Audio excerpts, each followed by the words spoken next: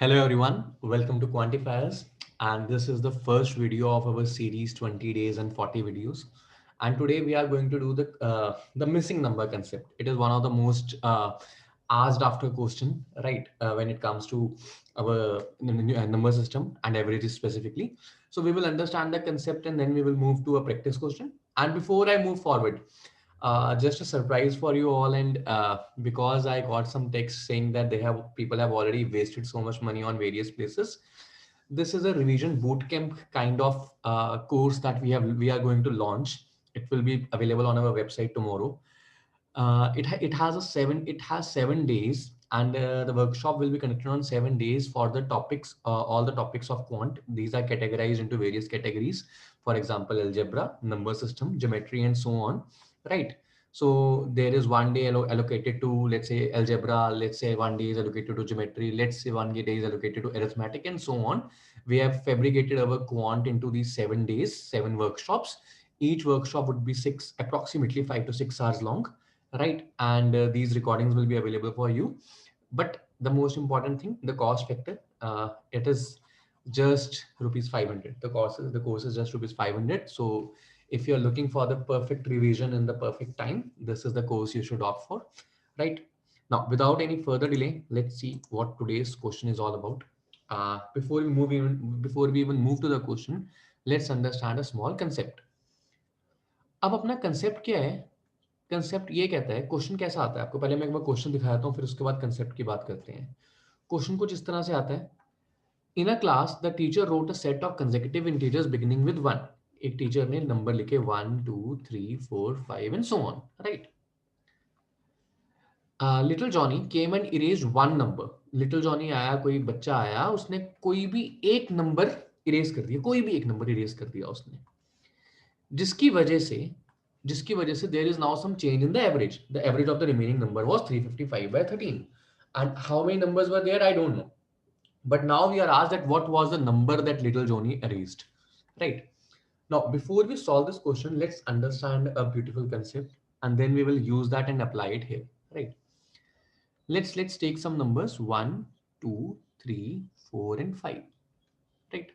Now, average right now, अभी इनकी average कितनी है? The average is 3, right? The average of these 5 numbers is 3. Now, what is the maximum fluctuation I can get? The maximum fluctuation I can get if I remove one number from the consecutive numbers, from any set of consecutive numbers. अगर मैं सिर्फ एक number remove करता हूं तो मेरे पास maximum fluctuation आती है 0.5 की, प्लस माइनस 0.5। कैसे? ऐसे देखते हैं। लेट्स से मैंने 5 हटा दिया, लेट्स से नंबर थे 1 2 3 4 5 एंड मैंने 5 हटा दिया, तो अब नंबर बचे 1 2 3 4। Now the total is 10. 10 divided by 4, 2.5. This is the lowest range that I can get. क्योंकि मैंने सबसे बड़ा नंबर हटाया, तो उससे मेरे को सबसे मिनिमम रेंज मिल गई कि वो 2.5 होगी। Now let us remove the minimum number possible, 2 3 4 and 5। अब मैंने ये हटा दिया, ठीक है। अब 1 हटा दिया, तो अब क्या बचा? 3 2 5 5 4 9 5 14, 3.5, राइट? ये मेरे पास मैक्सिमम रेंज आ गई। Now, what did I observe? That if I will remove one number, अगर मैं एक नंबर रिमूव करता हूं from the set of consecutive integers, the net effect on my average can be plus minus 0.5 on the maximum range, right? कि अगर मुझे दिया हो कि एवरेज लेट अस से 22.73 है, चेंज होने के बाद 22.73 एवरेज है, तो आप इससे क्या अनुमान लगा सकते हैं, आप क्या सोच सकते हैं इससे? You can think that whether the average was 22.5 originally और द एवरेज वाज 23 ओरिजिनली। या तो वो इससे इंक्रीज होकर इतनी बनी है या वो इससे डिक्रीज होकर इतनी बनी है। ऐसा नहीं हो सकता। It is not possible that average was 22 and it becomes 22.73। Why? Because it denotes the change of 0.73। when one single number is removed, 0.73 change is not possible. The maximum change possible is plus minus 0.5, right? And you can take some more examples and verify it for you. It is very easy job, right? I am just taking some odd numbers so that the average is the middle term, easy one. अब यहाँ पे अपने पास average है 7। अगर मैंने 7 हटा दिया, 6 5, अब 6 का टोटल कितना बचा अपने पास? 21। 21 by 4, 21 by सॉरी 6 कितना आया अपने पास? 3.5। तो यहाँ पे अपनी एवरेज 4 थी, 3.5 होगी, ठीक है। तो हमें ये बात हमेशा याद रखनी है कि अगर मैं एक नंबर हटा रहा हूँ कोई भी, तो मेरी जो एवरेज की मैक्सिमम फ्लक्चुएशन होगी वो 0.5 की होगी। Now in the similar number, देखो अब मैं इसको लिख देता हूं यहाँ पे, when single number is removed, single number removed, अपने पास मैक्सिमम फ्लक्चुएशन हुई plus minus 0.5। When two numbers are removed, अगर मैं दो नंबर रिमूव करता हूं तो मेरे पास मैक्सिमम फ्लक्चुएशन होती है प्लस माइनस 1 की। 1 2 3 4 5 है, अभी एवरेज कितनी है 3। लेट्स से मैंने 4 और 5 हटा दिए, अब ये तीन नंबर बचे 1 2 3, एवरेज क्या आ गई 2, राइट। अब लेट्स से मैं दूसरा केस लेता हूँ, लेट्स से मैंने 1 और 2 हटा दिए, अब ये तीन नंबर बचे, एवरेज क्या आई 4, right? So if two numbers are removed, the maximum fluctuation I can get is plus minus 1. So let us say the question is saying you that when two numbers were removed, the average turned out to be 33.3. Let us say 33.3. तो आप कहेंगे कि इससे पहले the minimum possible average was 32.3, maximum possible average was 34.3, which means the set of possible averages was 32.5, 33, 33.5 and 34। ये चार averages ही possible थी, इन चारों से ही हम अपने टोटल नंबर्स का गेस करेंगे कितनी एवरेजेस होंगी, राइट। इसके अलावा कोई एवरेज नहीं हो सकती। Also remember that average of n natural numbers starting from 1 has to end with 0.5 और अ कंप्लीट इंटीजर, राइट। इसके सिवाय तो कुछ आ ही नहीं सकता इसके अंदर, राइट। आई होप हमें ये कंसेप्ट समझ आ गया हो। अब आप चलते हैं क्वेश्चन की तरफ, let's see.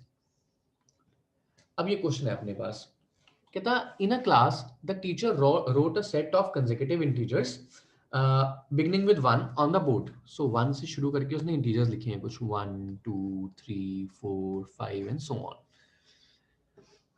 Now little Johnny came and erased one of the numbers. The average of the remaining numbers was 355 by 13, which means 13 to the 26 9 5 13 7 91 4. This was the average of remaining numbers.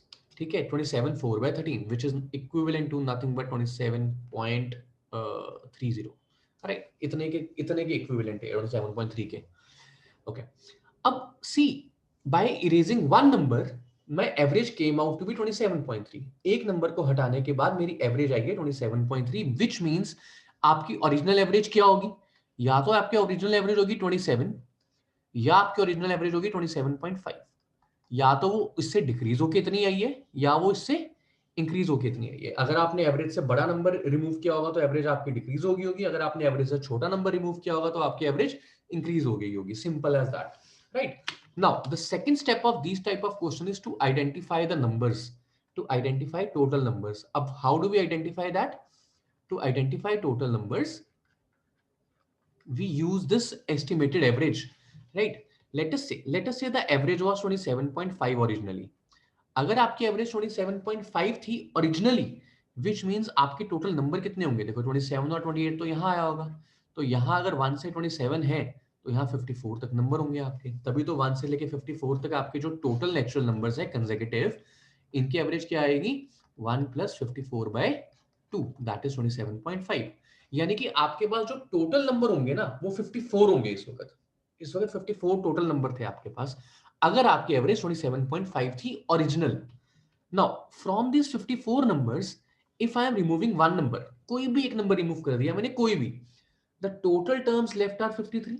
Now the total terms जो बची हैं वो तो 53 बची हैं, which means when you will calculate the average you will calculate as total of those 53 numbers divided by 53. Now you tell me if the denominator is 53, by any calculation can I bring it to 13? क्या मैं वहां पे 13 लेके आ सकता हूँ denominator में? क्योंकि जो नंबर्स की एवरेज बची थी वो मिनिमम फ्रैक्शन में 355/13 थी, यानी जो डिनोमिनेटर है वो 13 का मल्टीपल होना चाहिए, लेकिन वो तो हो ही नहीं रहा, which means this is not possible. So which means my assumption that the average was 27.5 is the wrong assumption. So what is my second assumption? My second case is 27, कि मैं मानता हूं कि मेरी एवरेज 27 थी। अब अगर मेरी एवरेज 27 थी तो नंबर देखो 1 से 26 तक पहले होंगे, और नंबर है तो ठीक है, 28 से 53 तक बाद में होंगे, यानी कि आपके टोटल नंबर होंगे 1 2 3 अप टू 53, और उसकी एवरेज क्या होगी 1 + 53/2 यानी कि 27। ये एवरेज होगी अब आपके पास। अब खुद सोचो, there were 53 terms and one term was removed, यानी नंबर्स कितने बचे 52। अब एवरेज कैसे निकालूंगा? Total of these 52 terms divided by 52। अब ये तो पॉसिबल है ना कि इस 53 को कैंसिल करके 13 आया हो, दिस इज क्वाइट फिजिबल. सो दो ही केसेस थे, इसमें से कौन सा केस पॉसिबल है? 52 वाला केस पॉसिबल है, which means this is the total number of terms after excluding one terms. Originally there were 53 terms. Now the number of terms are 52. Now इसके आगे life is very very easy, right? अब मेरे को पता लग गया कि जो टोटल टर्म्स थी ना वो 52 थी. सो ये टोटल टर्म्स जो एक डिक्रीज होने के बाद थी 52 थी, राइट?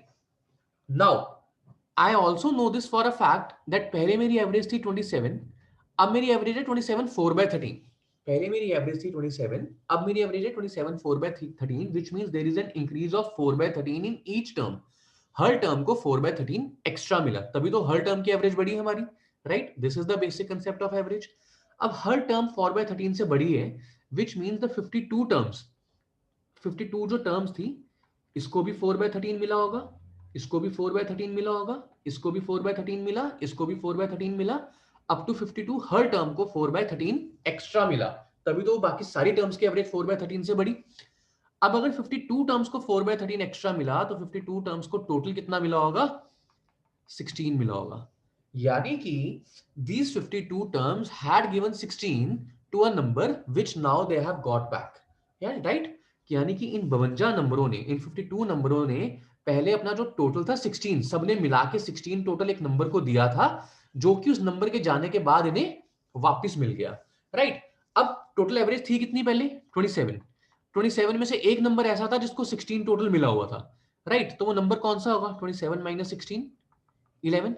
यानी कि वो नंबर 11 होगा जिसको सबने मिला के 16 दिया और उसको एवरेज के बराबर लेके आए थे, 27 के बराबर.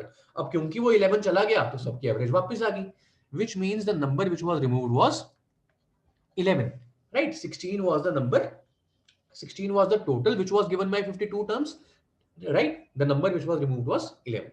So this is the complete concept behind it. It is a very easy question if you have understood this point. आपको सिंपल दो कैलकुलेशंस करनी है, आपका आंसर आ जाएगा, right? Now we will do its extended form also. ठीक है, ये काफी अच्छा क्वेश्चन है, इसके एक्सटेंडेड फॉर्म है, इसको समझते हैं, राइट? कहते हैं two consecutive positive numbers are removed from the list of first n natural numbers. अब आपने कितने नंबर रिमूव किए? अब आपने दो नंबर रिमूव किए, 1 2 3 4 अप टू लेटर से 60 नंबर्स हैं और दो नंबर रिमूव कर दिए हमने, कोई भी दो number. And the average of remaining number is 64/3, यानी कि 21 1/3, और I can say 21.33 is the average of remaining numbers. जितने भी पहले n नंबर्स थे, अब नंबर्स रह गए n-2, इसके एवरेज n-2 नंबर्स की एवरेज आपके पास 21.33. अब मुझे ये नहीं पता कि टोटल कितने नंबर्स थे, बट हमने एक बात सीखी थी. क्या सीखा था? We learn that when two numbers are removed from the first n consecutive numbers, then the maximum fluctuation possible is ±1, which means that the minimum average which was possible was 20.33, maximum average which was possible was 22.33. यानी कि set of possible averages are 20.5, 21, 21.5 and 22. इससे ज्यादा average नहीं हो सकती. अगर 22.5 होती तो यहां से कम होके वो 21.5 तक आ सकती थी, यहां तक नहीं आ सकती थी, राइट? उसमें एक से ज्यादा का चेंज चाहिए. तो these are the 4 set of original averages. ये चार ओरिजिनल एवरेजेस होंगी कि या तो आपकी एवरेज 20.5 से बढ़ के इतनी बनी, या एवरेज 21 से बढ़ के इतनी बनी, या 21.5 से बढ़ के इतनी बनी, या 22 से बढ़ के इतनी बनी. अच्छा, अब अगर अपने पास 20.5 टर्म्स हैं, अगर अपने पास 20.5 टर्म्स हैं, एवरेज है, ठीक है, तो अपनी टोटल टर्म्स कितनी होंगी? कहने से 40 टर्म्स होंगी, राइट? 1 2 3 up to 40. तभी तो आपकी एवरेज 1 + 40/2 20.5 आएगी. इस केस में 40 होंगी, इस केस में 41 टर्म्स होंगी, इस केस में 42 टर्म्स होंगी, और इस केस में 43 टर्म्स होंगी. यानी कि ये चार पॉसिबल वैल्यूज हैं जो आपकी ओरिजिनल टर्म्स की हो सकती हैं, right? Before removing two terms. Now the funda is very similar to what we did. Just check the denominator and see की क्या होगा. चलो देखते हैं. Let us say there were 40 terms in originality. पहले 40 टर्म्स थी. अगर मैंने 40 टर्म्स पहले थी और अब अगर दो टर्म्स रिमूव कर दी तो कहने से नई सेट ऑफ टर्म्स 38 आ जाएंगी, राइट? नई टर्म्स 38 आ जाएंगी, विच मींस अब अगर आपको एवरेज निकालनी होगी तो कैसे निकालोगे? Total of these 38 terms divided by number of these terms, that is 38, right? यानी 38. अब क्या किसी भी आप फ्रैक्शन में कट करके इसको नीचे 3 ला सकते हो? ला नहीं सकते, which is wrong assumption, which means that this is not the possible scenario. Now if I take 41, अब खुद सोचो 41 माइनस 2 नीचे आया 39, तो इसको कट करके ला सकते हो 3? बिल्कुल ला सकते हैं, यानी दिस इज पॉसिबल सिनेरियो। अगर 42 होता तो डिनोमिनेटर में 40 आता, तो वहां पे 3 नहीं आ सकता था। 43 होता तो डिनोमिनेटर में 41 आता, तो वहां पे भी नहीं हो सकता था, राइट? तो ये सब चीजें तो पॉसिबल ही नहीं है, which means the only possibility I had is that the total number of terms in the first case or in originality were 41. Now, if there were 41 terms in total, now if there were 41 terms in total, I removed 2 terms, the average was 39, which means, sorry, the number of terms was 39, which means originally there were 41 terms for to be sure. Up, if there were 41 terms to be sure, which means their original average was 21. Their original average was 21, their new average is 21, 1 by 3, which has increased, which अब terms increase हुई हैं। Terms increase होने का, sorry, average increase होने का मतलब क्या है? एवरेज इंक्रीज होने का मतलब तो यही है ना कि जो अब जो टर्म्स थी जो रिमूव हुई थी वो एवरेज से कम होंगी। अब वो कितनी कम होंगी? ये 39 टर्म्स की एवरेज 1/3 से बड़ी है, बची हुई 39 टर्म्स की एवरेज 1/3 से बड़ी है। तो इन्होंने कितना टोटल दिया होगा? इन्होंने 13 टोटल दिया होगा उन टू टर्म्स को, उन टू कंसेक्यूटिव नंबर्स को इन्होंने 13 टोटल दिया होगा। अब अगर 13 टोटल मैंने दो कंसेक्यूटिव नंबर्स में डिस्ट्रीब्यूट करना है तो मैं कैसे कैसे दूंगा? कहने से 6 and 7 is the only possibility. एक नंबर को 6 दिया, एक नंबर को 7 दिया, क्योंकि वो दोनों कंसेक्यूटिव हैं, उन दोनों को मिला के 13 नंबर दिया हुआ है, राइट? यानी कि एक नंबर को एवरेज पे लाने के लिए 6 दिया गया, एक नंबर को एवरेज पे लाने के लिए 7 दिया गया। One number needed 6 to become average, one number needed 7 to become average, which means the total number of terms were, the average was 21, and the terms which were removed were 15 and 14, because 15 को जब 6 दिया तो 21 बना, 14 को जब 7 दिया तब 21 बना, राइट? टोटल कितना रिमूव हुआ था? 13 रिमूव हुआ था, जो यहाँ पे इनके पास 39 टर्म्स के पास वापस आ गया। तो basically total the two numbers removed were 14 and 15, and their product was 14 into 15, that is 14 into 70, that is 210. So this is the required product, right? This is our required answer. I hope again the concept is clear to you, because this is one good question, and if it is clear, which means you have got the grip. Okay, now this is the practice set for you, or the practice question that this I received as a doubt.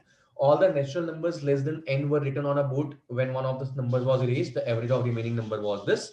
Which of the numbers was erased? Now please solve it and do comment in the section if you have understood the concept.